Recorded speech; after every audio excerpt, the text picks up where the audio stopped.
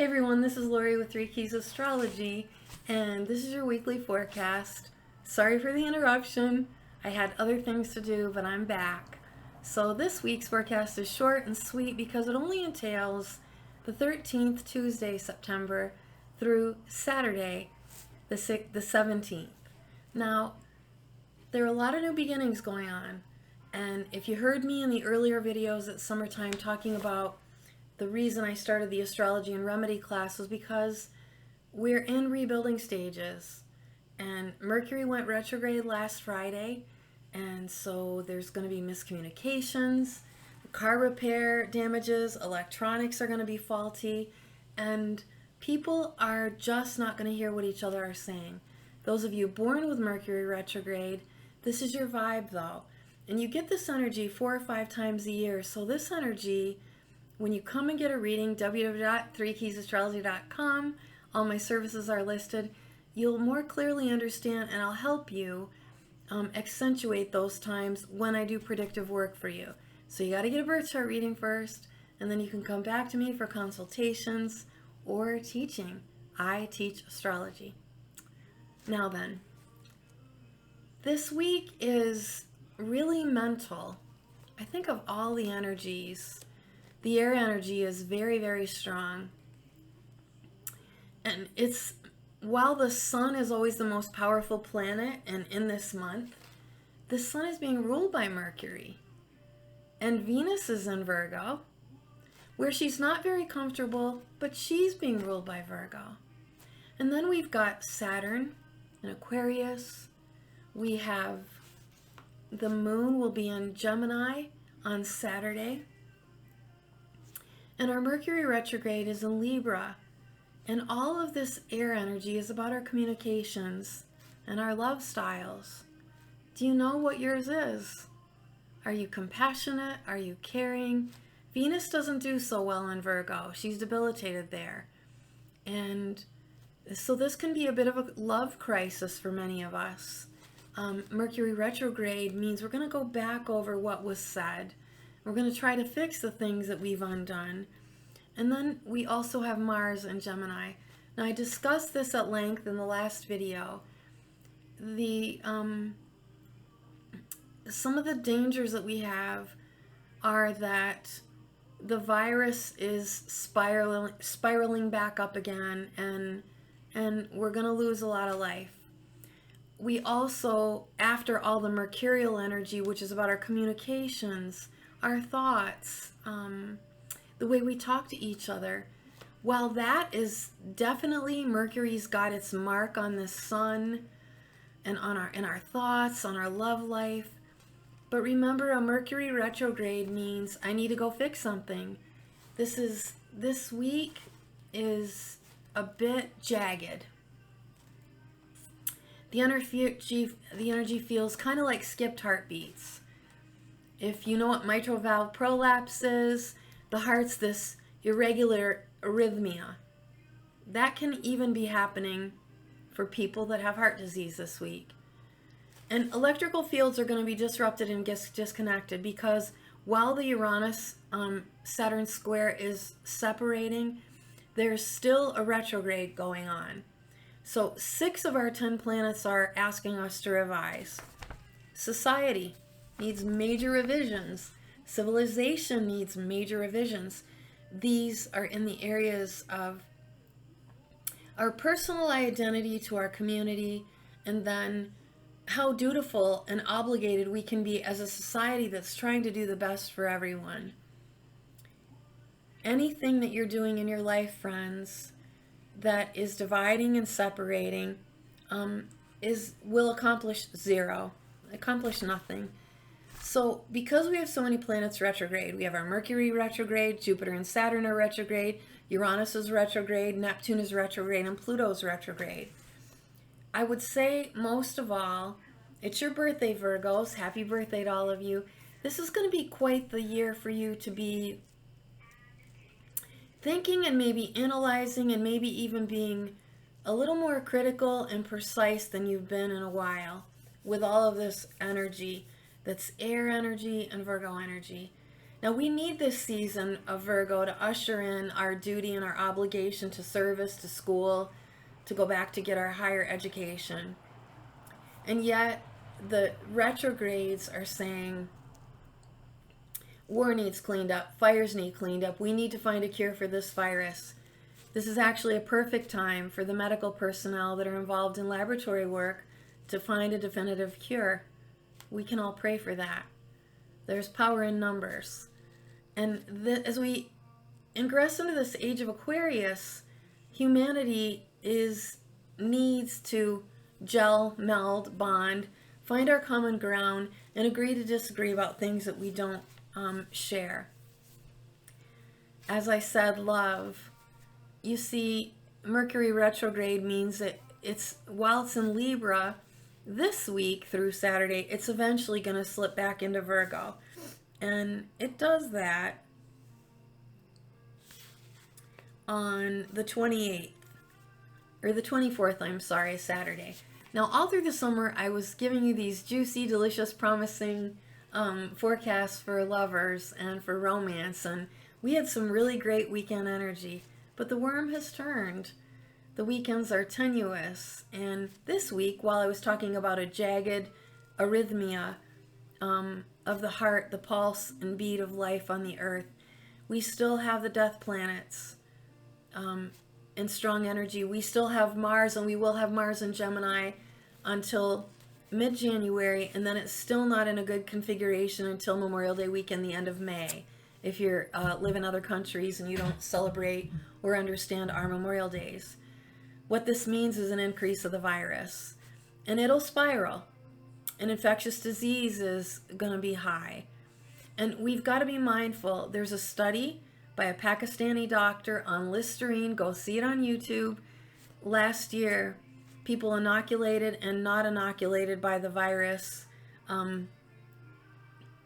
were around me, this close, near me, because I listened intently to the studies of this Pakistani doctor and gargled 3 times a day with Listerine. I didn't get COVID. And the FDA and corporations that promote drug use, whether it's prescribed or illicit, because we're having a lot of that revision too. All things that used to be vice are now legalized, like prostitution, like drug use, like gambling. And so as we devolve and keep involving ourselves with things like this, the more sullied and messy our lives are going to be. And Venus in Virgo says that love's being strangled somehow, and love is suffering somehow. I was talking about beginnings and, of course, endings, and strongly after this mercurial energy of kind of up and down and miscommunication, and people needing to learn how to resolve, repair, reconstruct, reconsider, realize. Don't stay on dead ends, friends. We live in a beautiful planet where there's more beauty on this earth than there ever is strife and conflict. God bless those that are stuck in war-torn countries. God bless those that are emigrating and trying to be free of the hell that is war. We're only a tiny little small people, and we only have so much control when all is said and done. And we've got Jupiter in Aries too, so unfortunately with the death planets and anaretic planets that we have going on, that's really going to be strong. The virus, war, killing, we still have this very strongly. Fires on the earth increased and got worse because Jupiter moved into Aries. Now it's going to go back into Pisces. And then rather than fires, we're going to see flooding and more issues. Go see your night sky. Now when I talk about beginnings, Pisces, you just at our full moon culmination last Friday night when Mercury went retrograde, Pisces, Cancer, and Scorpio are being gifted new emotional intentions and insights from the heavens to enjoy and feel. Where do I belong? Who do I belong with? What's my tribe? Who's my family? Where's my space? What's my place? And God bless that. That's a very beautiful thing. If you want readings to want to understand it even more intently, I will tell you that. Now, Cancers, our Mars in Gemini, Cancer rising, most especially, we've got to be very careful, and we've got to listen for what's not being said as well as what's being said, because Black Moon Lilith is on us. But now we've got Mars and Gemini in the 12th house. And this, for we Cancers, there's a male in our lives who is being deceptive.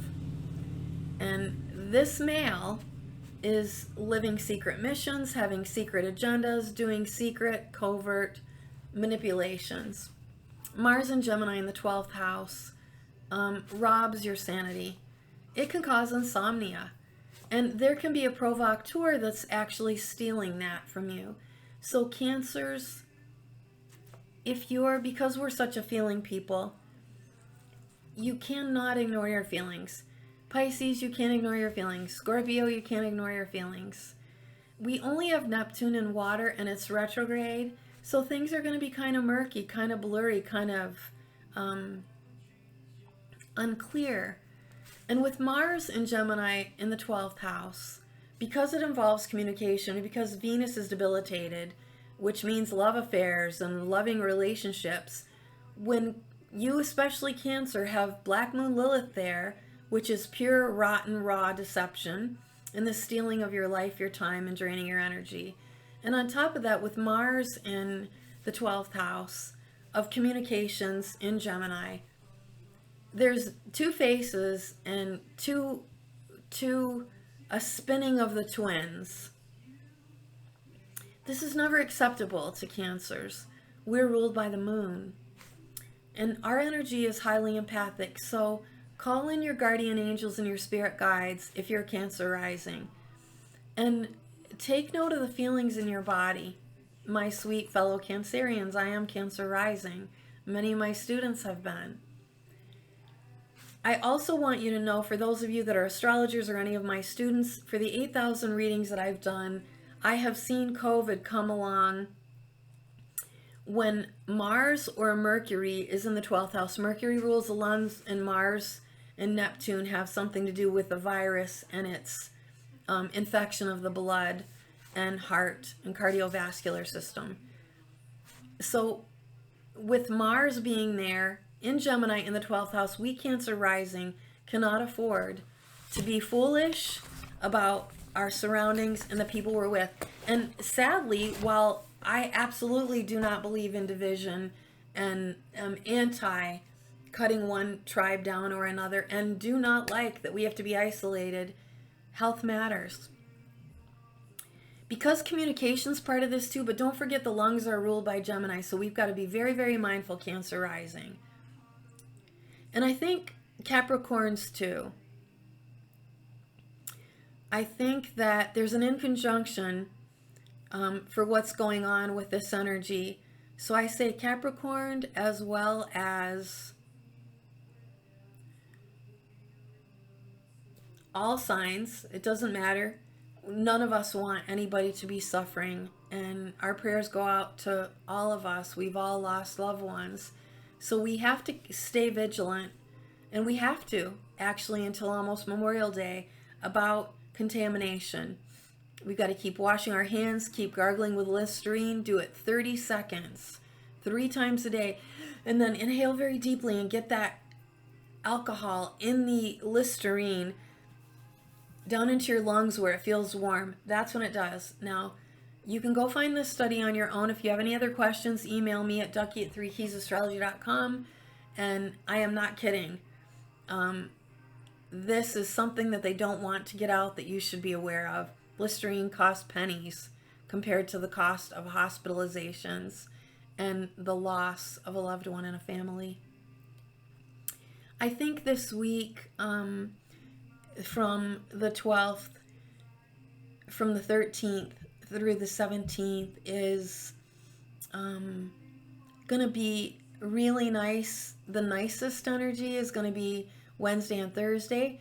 We have a beautiful trine with Uranus to the moon to Venus, and this kind of energy can mean attraction And it's that feeling that's irresistible, the one I love, that I want to be with, that I need, that I trust, that has me. If you're single, go mingle, because this is a kind of energy where two eyes can meet two other eyes and a spark can happen from heart to heart. I love this energy. We have a grand earth trine on the 15th on Thursday. So if you're lucky enough to be in love, or if you're struggling in love, if you've made a decision to be committed, if you're engaged, if you're planning weddings, Thursday is wonderful for especially the earth signs, Taurus, because we're having faded moments in our lives now. If any of your three keys are in Taurus, this is our year. And with Uranus, Venus, and the moon where she is, you, Taurus especially, can finally meet somebody, your symbiotic partner, the partner that doesn't hurt you, that doesn't deceive you, that doesn't put you down, that doesn't make you cry. And there's too much of that going on in the world. Now I'm going to hop back and forth between the 14th and 15th because these really are the best days of the week.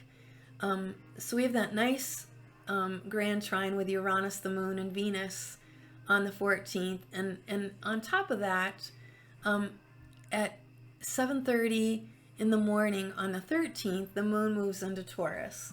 So this week is really, really nice for Taurus, for Virgo, and for Capricorn, 13, 14. On the 15th, the moon's going to move into Gemini just right before dinner time. And while we've got this gorgeous grand earth trine, we also have a nice harmonious connection for mommies and daddies together, for men and women together, accentuating that spark of maybe meeting someone new, of feeling really happy and electrified by your lover, your partner, your spouse. So that's all really good. We've actually got moon trine Venus, we've got moon conjunct Uranus, and then we've got on Thursday the 15th, a Jupiter day, this grand earth trine that can really lock things in and settle things down. During the early hours up until 4 o'clock, when the moon is also sextile Neptune. This is one of my favorite vibes ever. Pisces gets this, Scorpio gets this, Cancer gets this, and Taurus gets this energy. This energy is excellent for all creative people. So whether you're an artist, a sculptor, a musician, a performer, an entertainer, this is the kind of energy that God made of those peoples. So if you're writing a book, if you're doing a screenplay, if you're a producer, if you're already involved in the arts, ballet, dance, Cirque du Soleil, any of these kinds of things, you're going to love the energy of Thursday, and you're not going to mind Wednesday either at all. Now, again, like I said, Taurus gets favor, Capricorn gets favor, but for the Black Moon Lilith energy, and also for where Mars is in Gemini. Capricorn still has some cleaning up to do. The residue is from 2008 and 2018. Keep digging with your shovels. Keep throwing out the stuff you're not using, Cappies, and take a really good look. You're really good about you like this time of the year, and take big advantage, because that grand earth trine can really help us take those things to the dump we need, get our summer gardens, finally flattened out, rototilled, plant those things that are going to stay dormant in winter, and get everything cleaned up, sorted, and harvested. That's what's really good about 14th and 15th. The 16th, we have a not so cooperative energy that's dangerous to women and children. Keeping in mind that Black Moon Lilith is in Cancer, I have several videos on the channel where I discuss what Lilith's energy is. This energy I don't like, and the facetiousness that is Mercury undecided, that Geminian complex that I talk about in the Ghislaine Maxwell analysis, as well as her father's and some of Prince Andrew's dilemmas. This is not good, and especially for we Cancers or we Taurus. You're not going to like very much the 16th and 17th. If you're depending on someone for whom you know is dishonest. And when people, there's many signs, friends. And if you want to come and get consultations or learn astrology, I'll teach them to you. I think because we don't have a whole lot of water energy, people are going to be more apt to be wrestling with words and being in tugs of war. I'm going to ask you not to do that. Trust your guts. And when somebody shows you who they are, believe it. So the week is not without its challenges in the love relationships, especially you Libra and you Virgos. And